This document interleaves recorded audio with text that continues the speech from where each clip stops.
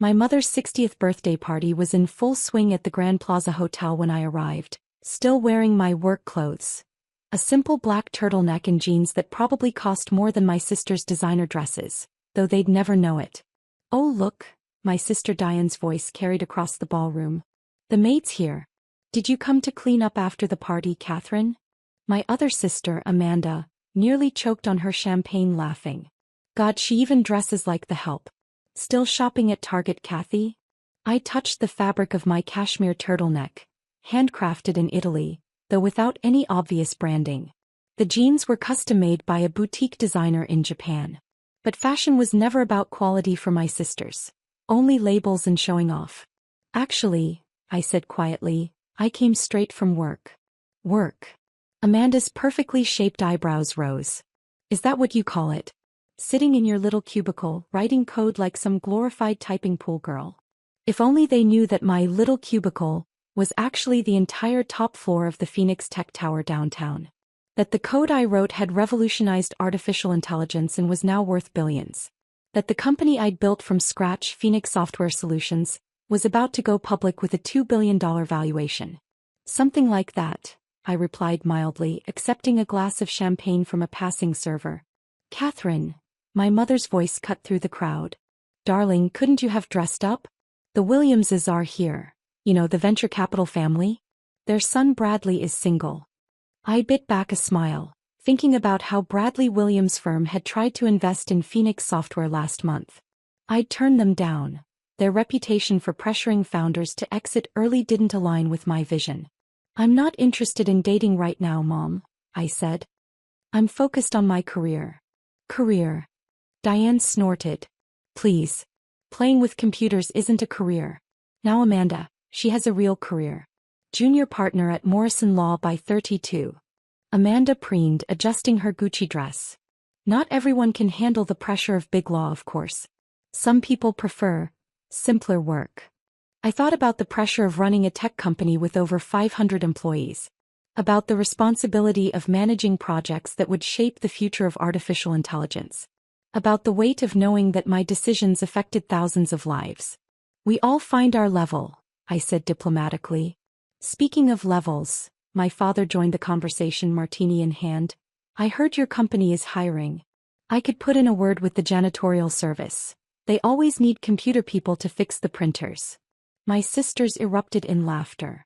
I smiled, remembering the email I'd received that morning about Phoenix Software's latest contract with the Department of Defense. A $300 million deal that would revolutionize military cybersecurity.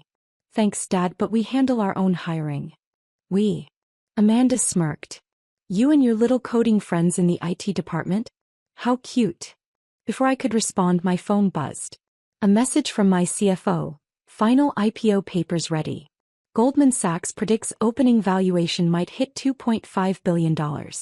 Need your sign-off." "Still can't put the phone down," my mother sighed. "This is why you're single, Catherine. No man wants a woman who's always typing away at her little computer games." Little computer games. Like the artificial intelligence platform we'd developed that was now being used by major hospitals to detect cancer in its earliest stages. Or the cybersecurity system protecting critical infrastructure across 3 continents. "I enjoy my work," I said simply. "Well, someone has to do the grunt work," Diane said condescendingly. "Not everyone can be successful like us. Did you hear about my promotion? Senior VP of Marketing at Henderson Corp." I had heard. Mainly because Phoenix Software provided Henderson Corp's entire digital infrastructure. Their CEO had been practically begging for a meeting with me for months. "Congratulations," I said sincerely. "How's the new digital transformation project going?" Diane's smile faltered slightly. The project, implementing Phoenix Software's systems across Henderson Corp, had been causing her department headaches for weeks. Of course, she had no idea she was complaining about my company. "It's proceeding," she said stiffly. "Though the tech people are impossible to deal with. So arrogant, thinking they know better than management about what the company needs." I thought about the detailed reports my team had provided, showing exactly how Henderson Corp's outdated systems were costing them millions. Reports that management had ignored in favor of flashy but ineffective solutions. Tech people can be passionate about doing things right, I offered. Please. Amanda waved her hand dismissively. They're glorified mechanics. Now let me tell you about my latest case. I just made partner by winning a huge tech patent lawsuit. I smiled, remembering that lawsuit. Phoenix Software had been the defendant, though Amanda didn't know it. We'd won the countersuit, but let her firm claim a minor victory on one small patent to avoid drawing attention to my connection. How's the new AI legal research platform working out at your firm? I asked innocently. Amanda's face clouded. The platform, another Phoenix Software product, had effectively replaced half of the firm's junior associates' research duties. It's efficient, she admitted reluctantly, though nothing can replace real legal expertise. Of course not, I agreed. Technology just helps focus human talent where it's most valuable. Speaking of value, my father cut in, your mother and I are concerned about your future, Catherine. All this computer stuff. It's not too late to get a real job. I know people at several reputable companies. I thought about the reputable companies that now depended on Phoenix Software's technology. About the fortune I'd built while they thought I was struggling in entry-level IT work. I'm happy where I am, Dad. Happy, my mother sighed. Darling, you live in that tiny apartment, drive that old car, never go on luxury vacations like your sisters. That's not happiness, that's settling. My tiny apartment was actually a penthouse that occupied the top 3 floors of an exclusive building I owned. The old car was a limited edition Tesla that cost more than Amanda's annual salary. As for vacations, I just returned from a month in Japan, meeting with tech innovators and exploring ancient temples. Different people want different things, I said. Yes, Diane smirked, and some people have to learn to want less. Not everyone can afford our lifestyle. Just then the ballroom doors opened and a group of people in casual but expensive clothes walked in. I recognized my lead developers headed by Sarah, my CTO. Miss Sullivan. Sarah called out, spotting me. Sorry to interrupt, but we need your immediate approval.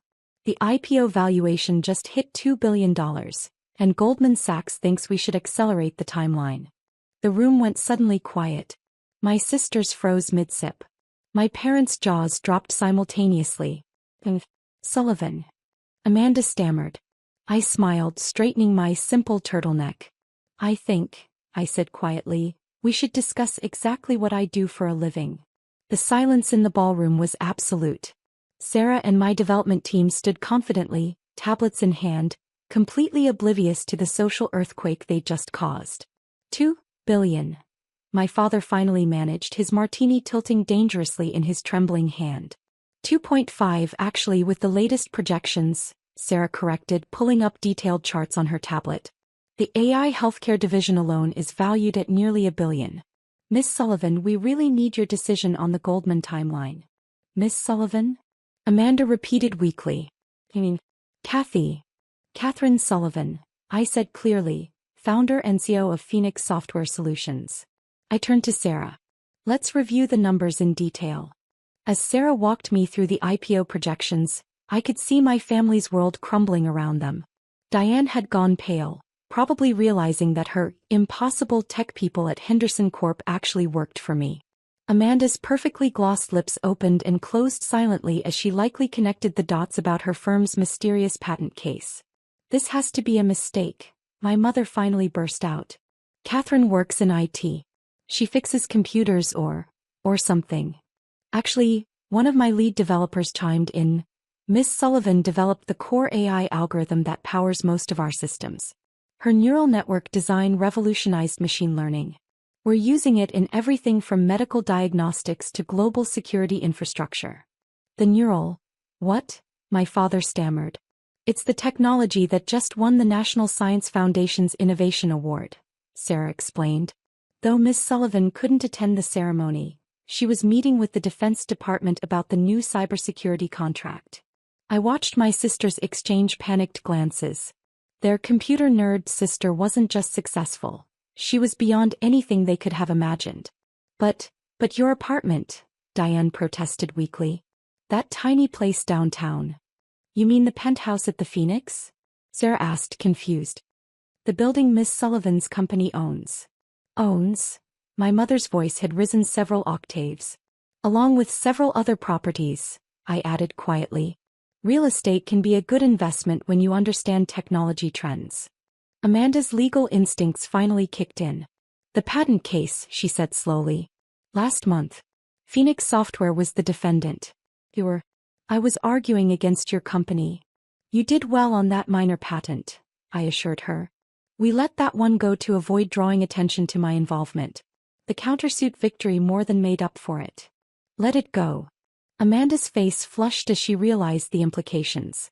You mean you could have won completely? Yes. But family complicated things. The Henderson contract, Diane whispered, horror dawning on her face.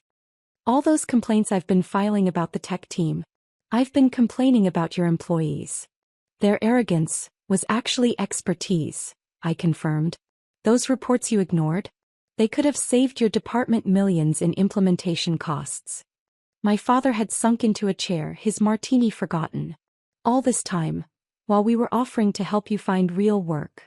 I was building one of the fastest-growing tech companies in the country. I finished for him. The computer games Mom worried about? They're saving lives in hospitals across the world. The grunt work you dismissed? It's protecting critical infrastructure from cyber attacks. Why didn't you tell us? My mother asked, her voice small. Would you have understood? Or would you have tried to push me into some respectable corporate job, bragging about connections that I didn't need? Sarah cleared her throat politely. Ms. Sullivan, about the IPO timeline. Yes, of course. I turned back to the financial projections, but my father interrupted. Wait. The Williamses, Bradley's firm, did they try to invest in Phoenix? Yes. I turned them down. I smiled slightly. Their investment strategy didn't align with my vision for the company. You turned down the Williamses? My mother looked faint. But they're not as successful as your daughter, Sarah said proudly. Miss Sullivan's leadership style is actually being studied at several business schools now. The way she built Phoenix from scratch, focusing on innovation and ethical technology development. From scratch. Amanda interrupted. But that would take millions in startup capital. I bootstrapped it, I explained. Started with small consulting projects, reinvested everything. Never took outside investment. Never relied on family connections or name-dropping at parties. The car, Diane said suddenly. That old car you drive. The limited edition Tesla? Sarah asked. The one they custom-built for her after we developed their new battery management system? My sisters exchanged looks of pure dismay. All those years of mocking my cheap lifestyle, and I'd been living at a level they couldn't even comprehend. Ms. Sullivan, another developer, approached with a tablet. The hospital in Singapore is reporting amazing results with the new diagnostic AI. Cancer detection rates are up 40% over traditional methods. I reviewed the data, genuine excitement pushing aside the family drama. Excellent. Schedule a team meeting for tomorrow. We need to fast-track the global rollout. The Maid, my mother whispered almost to herself. We called you the Maid. Well, I said, straightening my simple turtleneck. I did clean up quite nicely, didn't I? The next few hours were surreal. As news of Phoenix Software's IPO spread through the party, my family watched in shock as influential guests flocked to speak with me. The Williamses, who'd been politely distant earlier, now couldn't seem to leave my side. Catherine, my father approached tentatively as the party wound down. We've been so wrong. Yes, I agreed simply. You have. Can you ever forgive us? My mother asked, tears in her eyes. I looked at my family, really looked at them. Beyond the designer labels and social climbing, past the years of condescension and dismissal. They seemed smaller somehow, their world revealed as superficial and limited. Forgiveness isn't the point, I said finally. Understanding is. Understanding that success doesn't always wear designer labels. That intelligence doesn't need to announce itself. That true innovation comes from seeing beyond the surface. Over the next few months, things changed dramatically. Diane actually asked to learn about technology, admitting that her marketing strategies were outdated. Amanda approached me about implementing more advanced AI in her legal practice, this time with genuine respect for the technology. My parents, well, they're trying. Mom stopped trying to set me up with successful men, finally realizing that her definition of success needed updating. Dad asked to invest in Phoenix Software's IPO. I gave him a small friends and family allocation, enough to teach him about real value creation. The company continues to grow. Our medical AI is saving lives, our cybersecurity systems are protecting nations, and our innovations are pushing technology forward in ways my family never imagined possible while they were busy mocking my computer games. Last week, I found an old photo from my first days of coding me in a simple black turtleneck, working late in my tiny starter apartment. I keep it on my desk in the Phoenix Tower corner office, next to the Forbes cover featuring me as tech's quiet revolutionary. Sometimes the best revenge isn't in proving people wrong, but in proving yourself right. Success doesn't need designer labels or social validation. Sometimes it wears a simple black turtleneck and changes the world one line of code at a time. And if anyone ever suggests judging someone by their clothes or job title, they're quickly reminded of the day the Maid turned out to be a billionaire tech CEO. Though honestly, I prefer to be judged by the lives our technology has saved and the innovations we've created. After all, true success isn't about cleaning up at parties. It's about cleaning up the world's problems, one elegant solution at a time.